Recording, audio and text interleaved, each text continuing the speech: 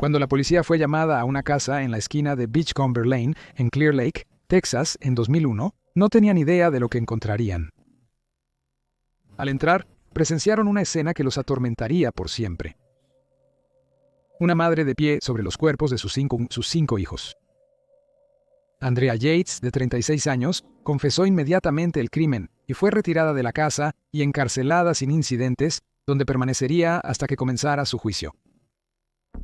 Pero, ¿quién era exactamente Andrea Yates y qué la había llevado a cometer este horrendo crimen? En este episodio de Mentes Asesinas, buscamos explorar estas preguntas y más, mientras examinamos la vida y los crímenes de Andrea Yates.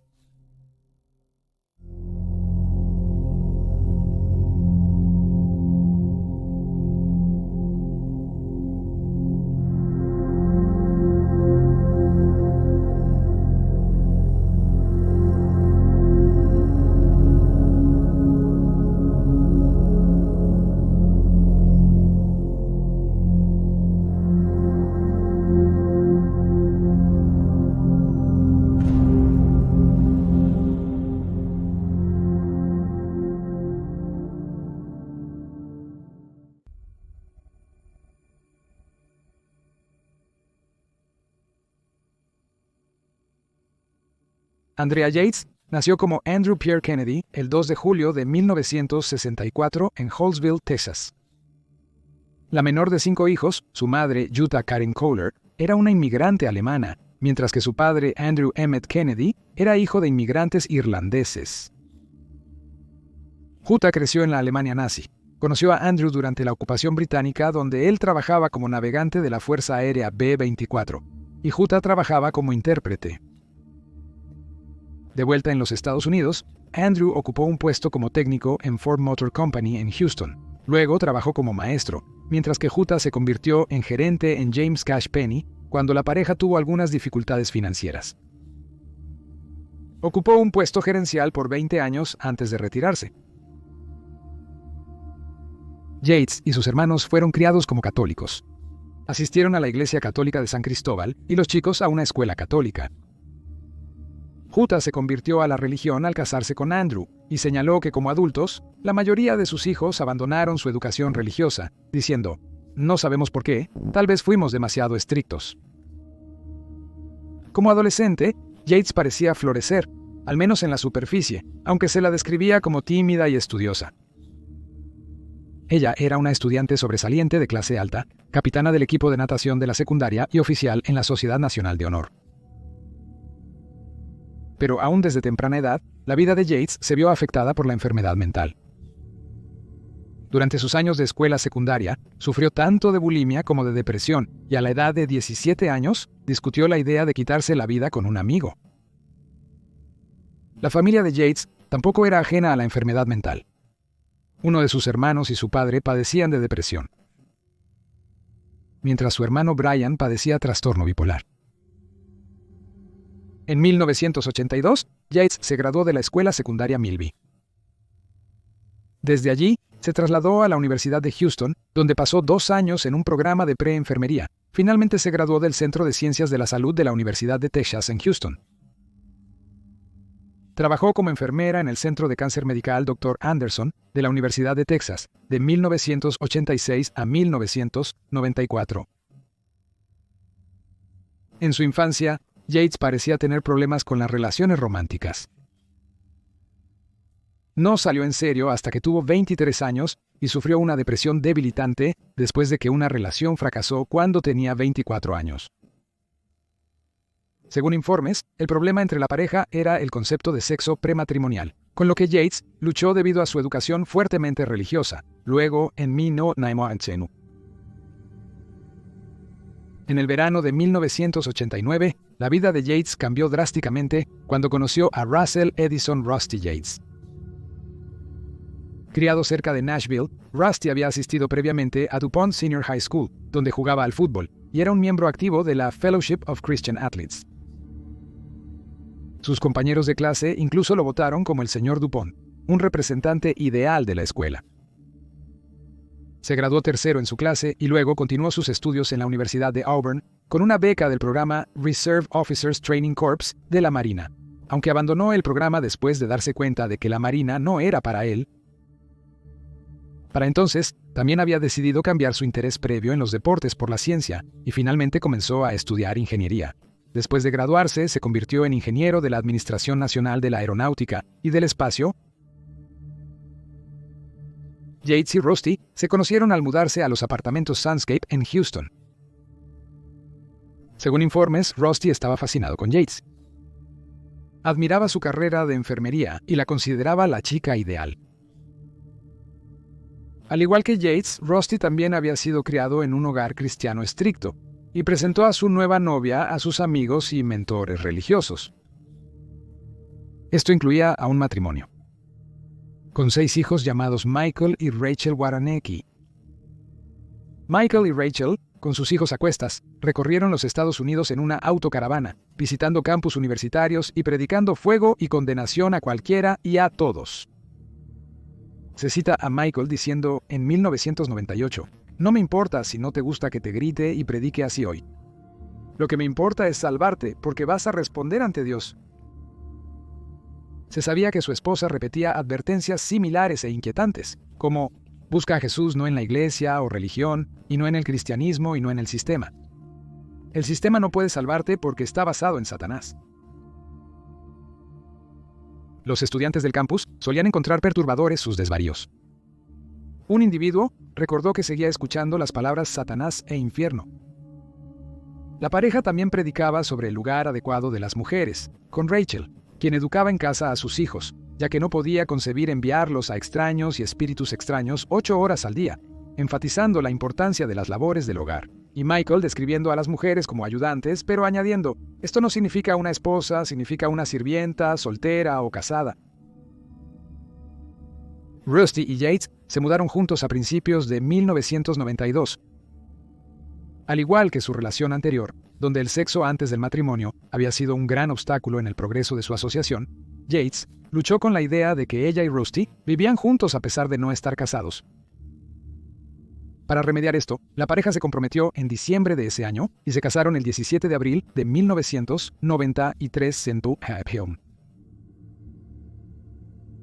Notablemente, aunque Rusty fue el único hombre con el que Yates tuvo relaciones sexuales, no se le permitió llevar su velo sobre su cara porque no era virgen. Yates hizo prometer a Rusty que se casaría con ella nuevamente en su 20º aniversario. Su nuevo esposo le dijo que lo haría si ella aún entraba en su vestido de novia. Antes de casarse, Rusty adquirió una nueva vivienda de 4 recámaras en Friendswood, Texas. La casa de 2,000 pies cuadrados le costó $95,000 y era la casa perfecta para una pareja recién casada que quería ampliar su familia en los próximos años. Sin embargo, las cosas sucedieron más rápido de lo que la pareja esperaba. Los padres de Yates lucharon 5 años antes de concebir a su primer hijo, pero Yates y Rusty solo tardaron 2 meses en quedar embarazados. Yates había dejado de tomar anticonceptivos, ya que la pareja había acordado aceptar tantos hijos como Dios les enviara, sin importar si eran 0 o 10. Ella siguió trabajando como enfermera hasta el nacimiento de su primer hijo, Noah, que nació el 26 de febrero de 1994.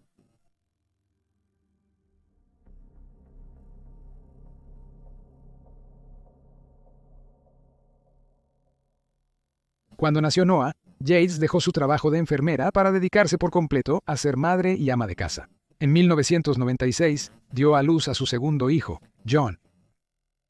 Cuando el trabajo de Rusty lo obligó a mudarse a Tampa, Florida, la familia alquiló su casa, puso sus pertenencias en almacenamiento y se mudó al Estado del Sol para vivir en una caravana.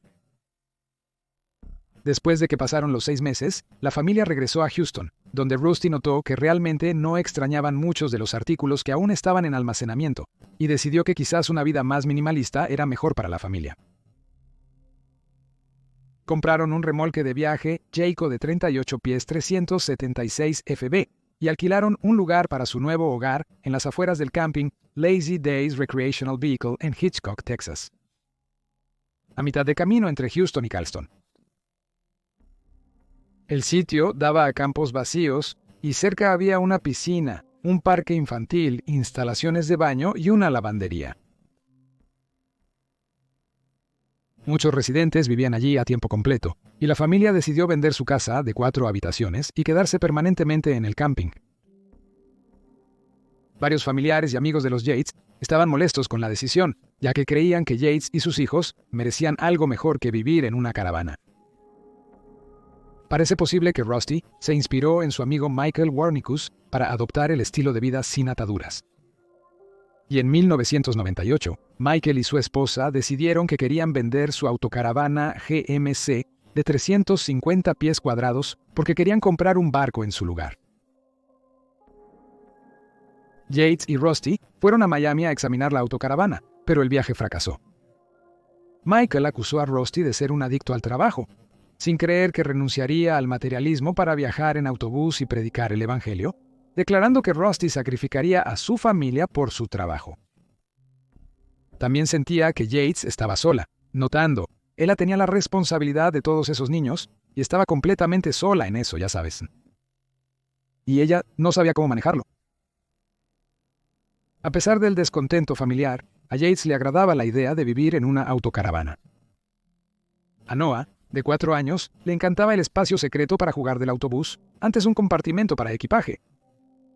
Rusty notó numerosas fugas en el techo, y la caravana no tenía los mismos estándares de seguridad que la que tenían en Texas. A pesar de todo, la familia finalmente compró el autobús. Durante su visita a Florida, Yates se había quedado embarazada del 4º hijo de la pareja, un hijo al que llamarían Luke. Sin embargo, poco después del nacimiento de su hijo, la depresión de Yates resurgió y se agravó profundamente. Fue tan abrumador y tuvo un agarre tan cruel sobre ella que intentó quitarse la vida. Fue entonces cuando las cosas empezaron a empeorar drásticamente.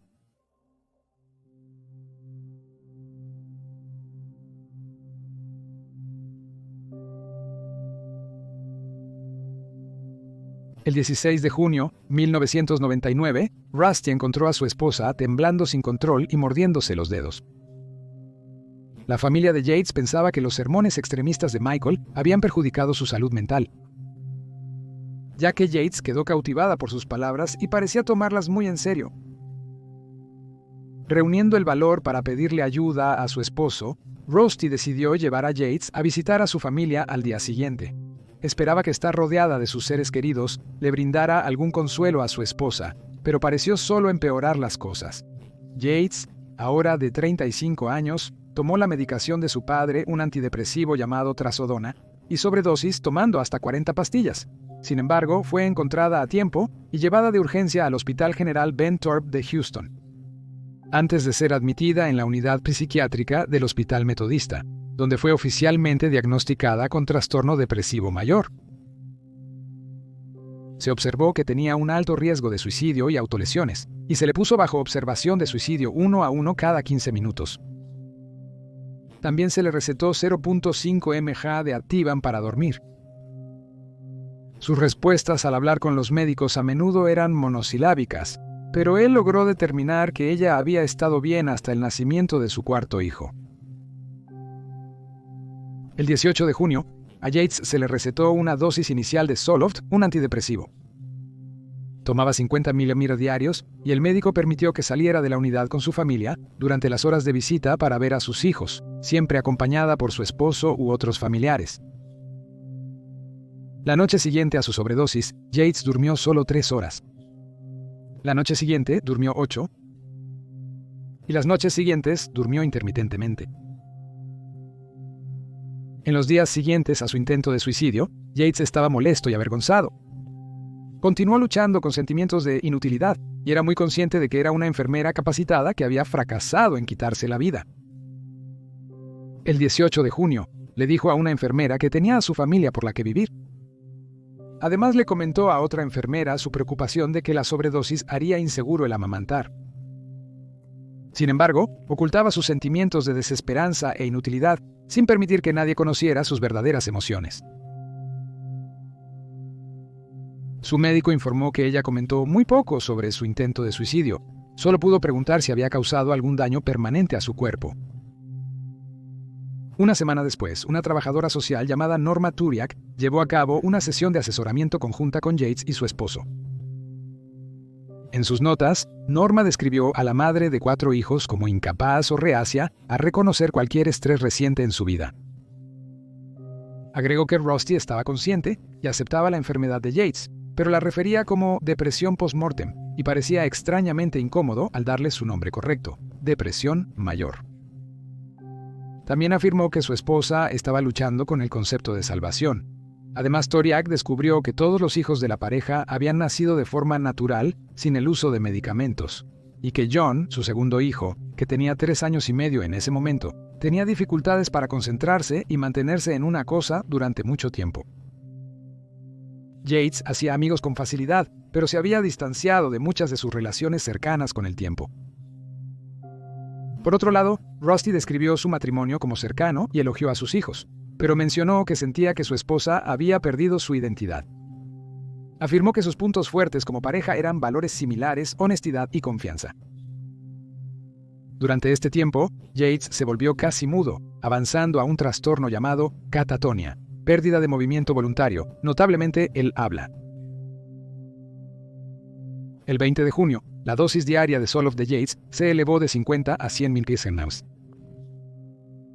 Al día siguiente, su médico indicó aumentar la dosis de Zoloft lo más rápido posible. Es probable que el paciente deba permanecer en el hospital durante la semana. Sentía que Yates no mostraba ningún signo de progreso, pero Zoloft puede tardar 1 o 2 semanas antes de que un paciente vea alguna mejora y de 4 a 6 semanas antes de que sientan los beneficios completos del medicamento. El mismo día que se aumentó su dosis, una enfermera que tenía contacto regular con Yates notó que se había vuelto retraída, vaga y reservada y expresó preocupación por pagar la factura del hospital.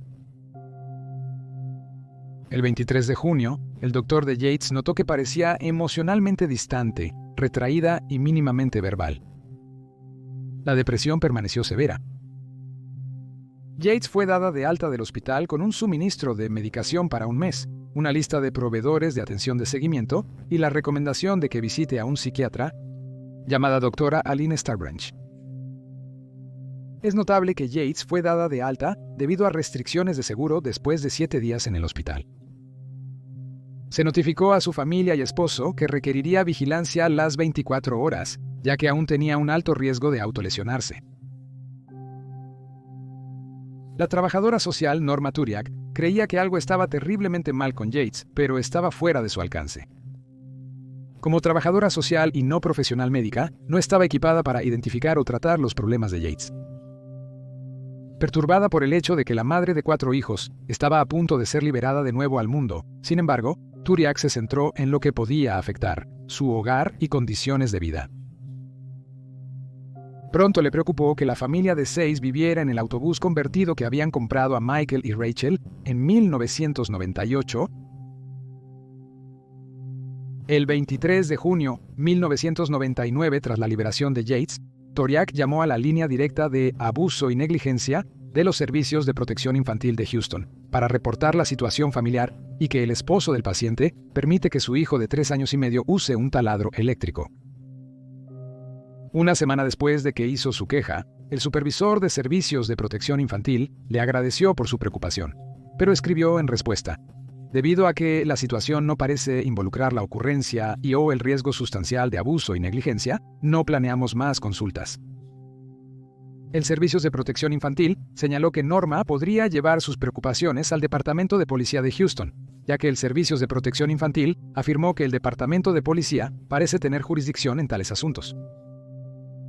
Pero las cosas para Yates empeoraron. El 21 de julio de 1999, 3 semanas después de su alta, intentó cortarse la garganta en el baño de sus padres.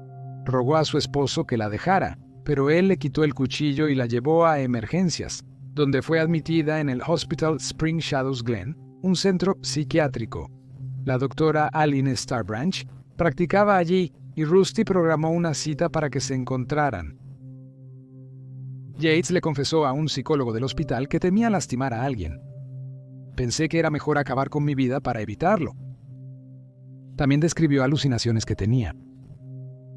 Había una voz, luego una imagen del cuchillo. Tenía una visión en mi mente. Consigue un cuchillo, consigue un cuchillo.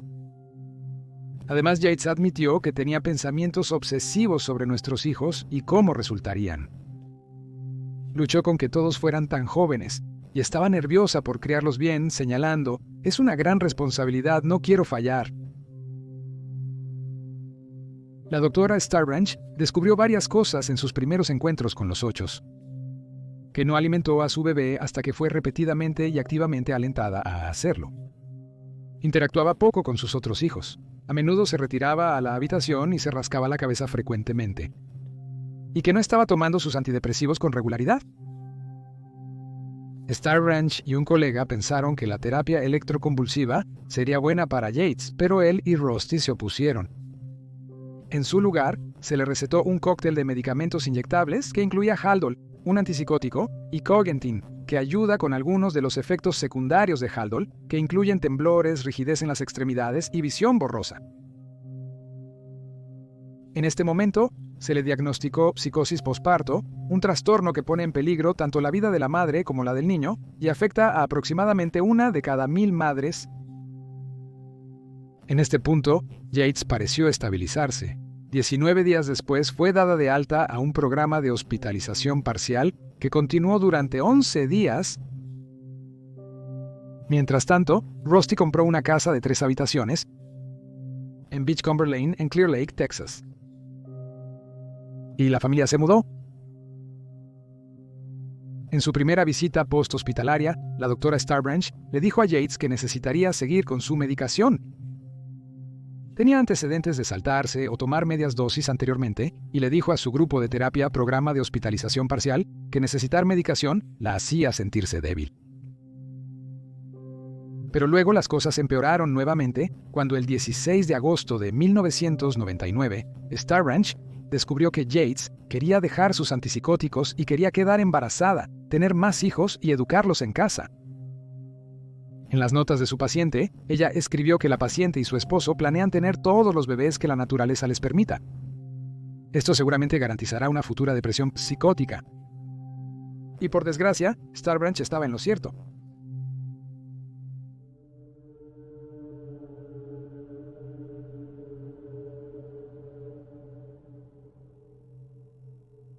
A pesar de que Starbranch instó a que la pareja no tuviera más hijos, Yates estaba embarazada en marzo de 2016. Había dejado de tomar Haldol y estaba educando a Noah en casa mientras cuidaba de los otros niños y del hogar.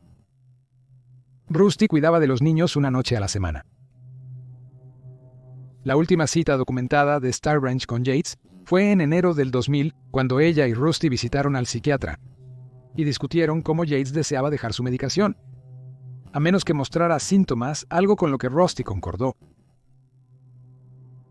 Ese mismo invierno, Yates habló con una amiga y ex colega de enfermería sobre sus tendencias suicidas.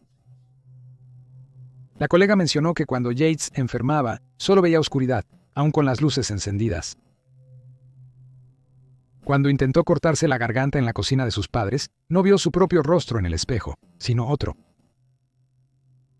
Dijo que en su primer intento no se tragó todas las pastillas que puso en su boca, ya que no tenía el deseo de realmente matarse. Por el contrario, batallaba con la religión y sus firmes creencias. Sentía que Satanás la poseía. Confesó tener pensamientos sobre hacerle daño a alguien o que algo dañino le sucediera a sus hijos, pero no admitió eso en su cabeza. Ella era quien causaba daño.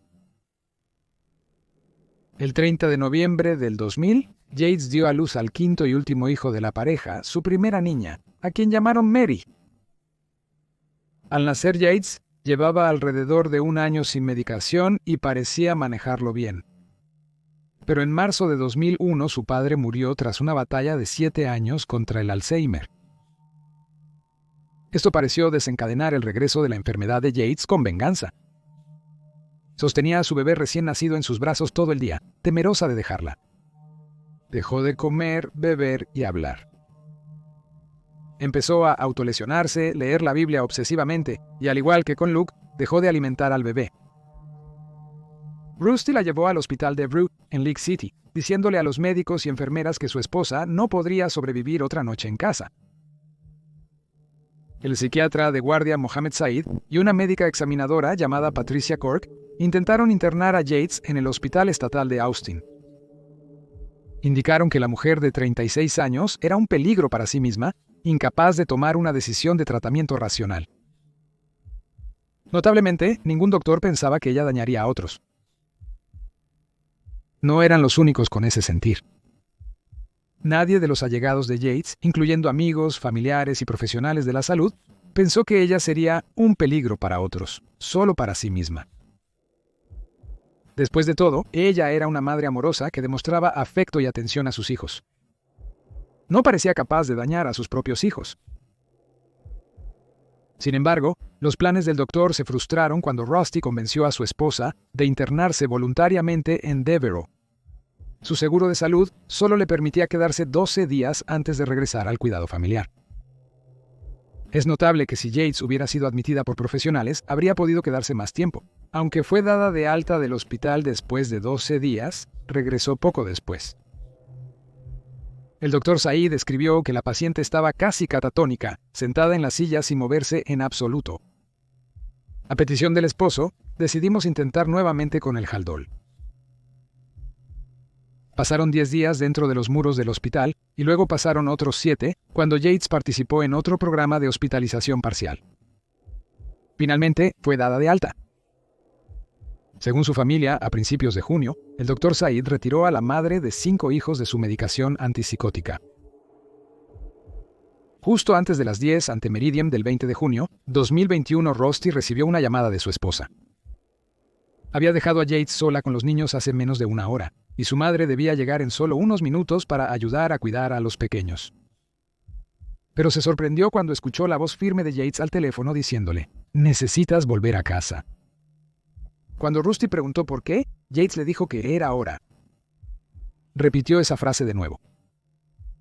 Entonces Rusty se percató de que algo andaba mal y huyó del edificio, informando a sus colegas que tenía una emergencia familiar.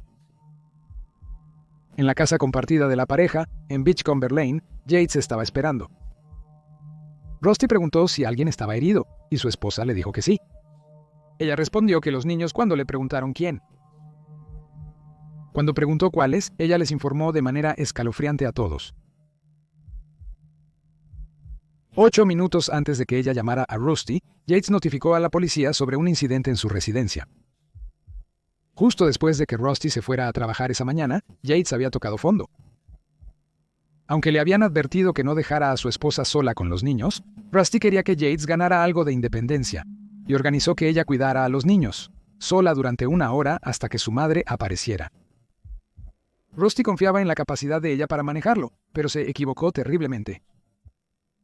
En la hora que transcurrió entre las 9 y las 10 de esa mañana, Yates ahogó a sus 5 hijos en la bañera.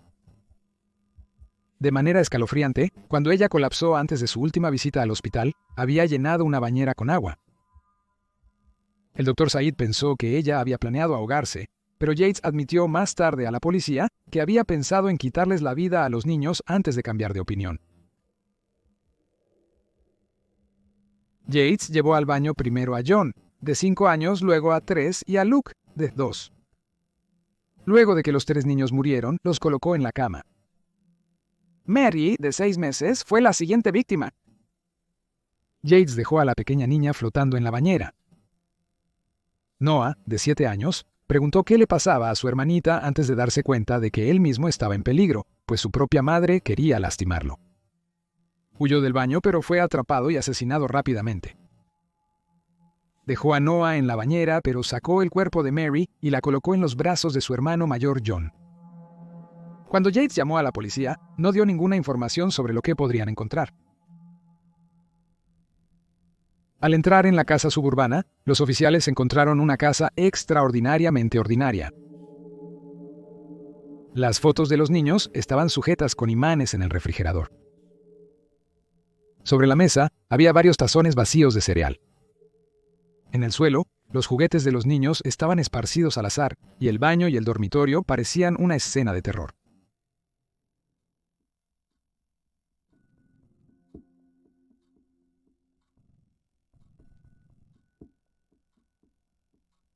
Yates no intentó encubrir el crimen. Confesó de inmediato a los oficiales de policía que respondieron a su llamada.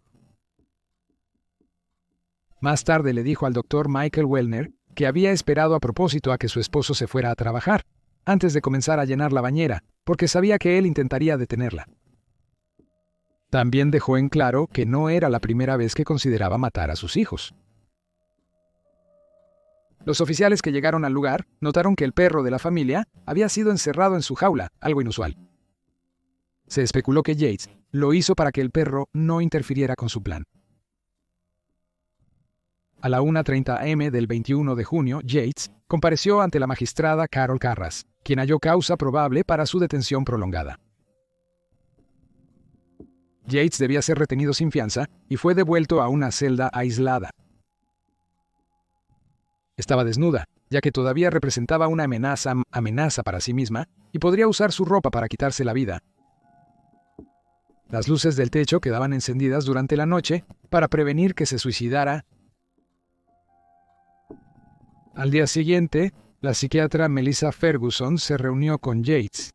Ella solicitó asistir al servicio conmemorativo de sus hijos y que su doctora le cortara el cabello en forma de corona. Quería ver si el número 666 o la marca de la bestia todavía estaba allí. También pidió por su esposo y declaró que deseaba ver a una persona religiosa, preferiblemente alguien católico. Ferguson preguntó a Yates cómo había sucedido todo esto. La mujer de 36 años mencionó una profecía sin poder explicar a qué se refería. Golpeándose en la cabeza con un puño, dijo: «Soy tan estúpida. ¿No podría haber matado solo a uno para cumplir la profecía? ¿No podría simplemente haber ofrecido a Mary?» Cuando Ferguson le dijo que su mente le jugaba trucos, Yates respondió que no estaba mentalmente enferma y que era real. «El Estado impondrá la pena de muerte a Satanás. El ahogamiento fue el camino. ¿Están en el cielo?» Ferguson trató a más de 6,000 pacientes en su carrera. Al ver a Yates en 2001, la describió como una de las pacientes más graves que había visto.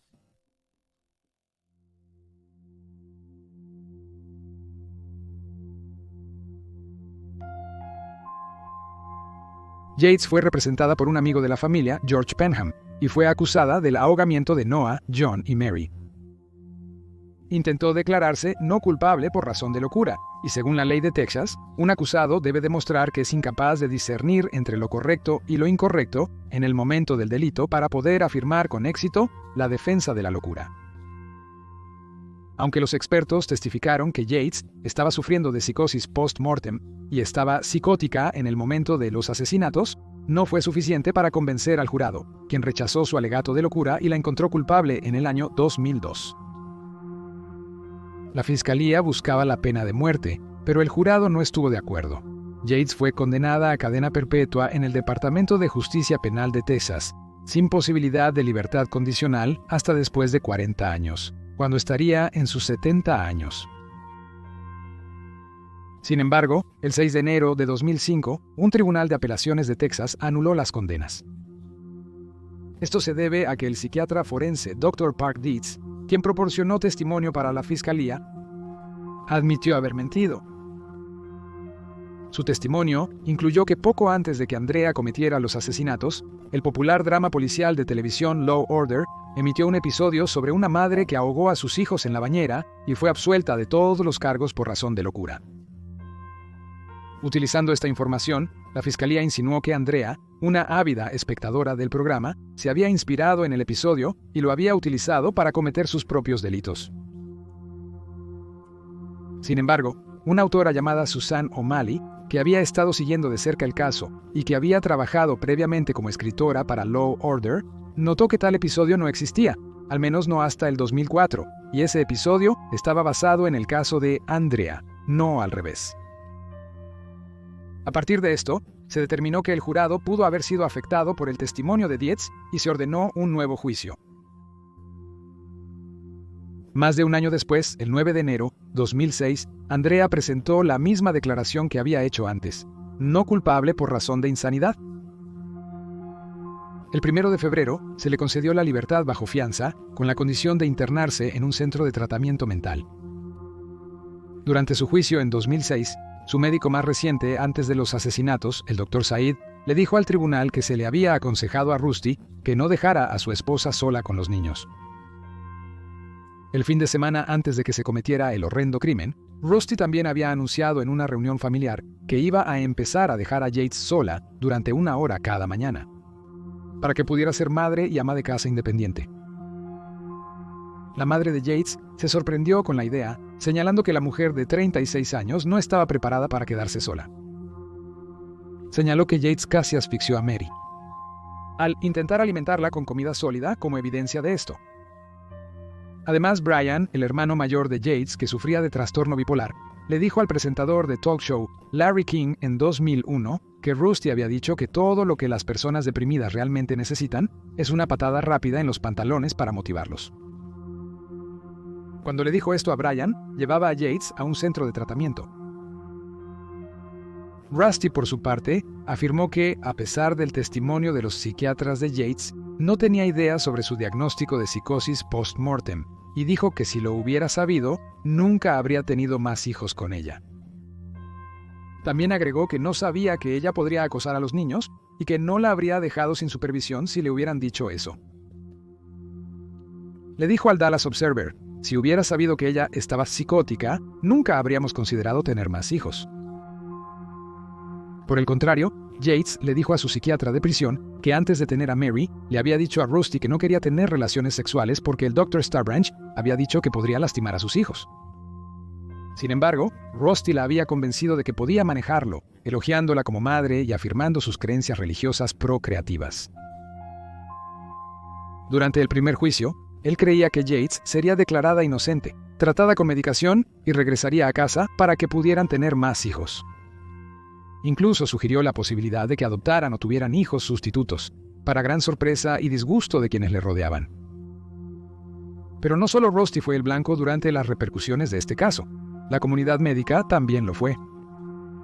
Yates se quejó abiertamente de que nunca se le volvió a administrar Haldor, a pesar de que quería volver a tomarlo, y muchos expertos que había visto a lo largo de los años fueron culpados por no notar a una mujer en apuros. Muchos sentían que si hubieran sido más minuciosos en sus trabajos, podrían haber impedido que Yates matara a sus propios hijos.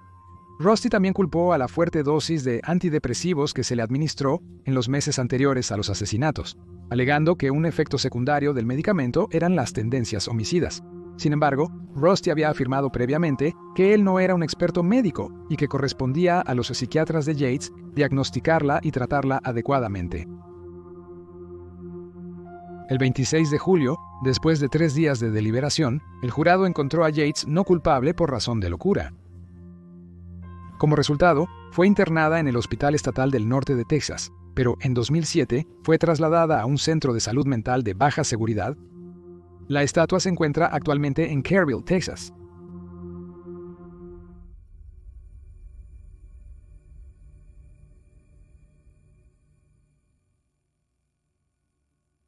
Durante su tiempo en prisión, Yates confesó que había considerado matar a sus hijos durante 2 años antes de llevarlo a cabo. Creía que era una madre fracasada y sentía que sus hijos se estaban desarrollando de manera incorrecta, declarando: era el 7º pecado capital. Mis hijos tropezaron porque yo era injusta y malvada. La forma en que los criaba condenaba a los niños a perecer en las llamas del infierno, sin posibilidad de salvación. En 2004, Rusty solicitó el divorcio. Se volvió a casar 2 años después y tuvo un hijo. En 2015, su esposa Laura pidió el divorcio. En 2012, Yates solicitó asistir a un servicio religioso semanal fuera del hospital, pero su solicitud fue denegada. 2 años después, ella y sus médicos pidieron que se le permitiera ir a salidas grupales supervisadas con otros pacientes. Sin embargo, retiraron esta solicitud debido a la atención mediática y al escrutinio público que atrajo. En 2021, ABC13 publicó un artículo para coincidir con el 20º aniversario de los asesinatos de Luke, John, Paul, Noah y Mary. Señaló que Yates se presenta para revisión para su liberación cada año y la rechaza cada vez. George Parnham, su abogado defensor y amigo de la familia, dijo que aún la considera como una hija y habla con ella frecuentemente. También visita las tumbas de los niños cada año. Después de la condena de Yates, varias comunidades profesionales han utilizado su historia para intentar prevenir devastaciones similares. La Asociación de Salud Mental de Greater Houston creó el Fondo Conmemorativo de los Niños Yates para educar sobre los problemas que afectan la salud mental femenina.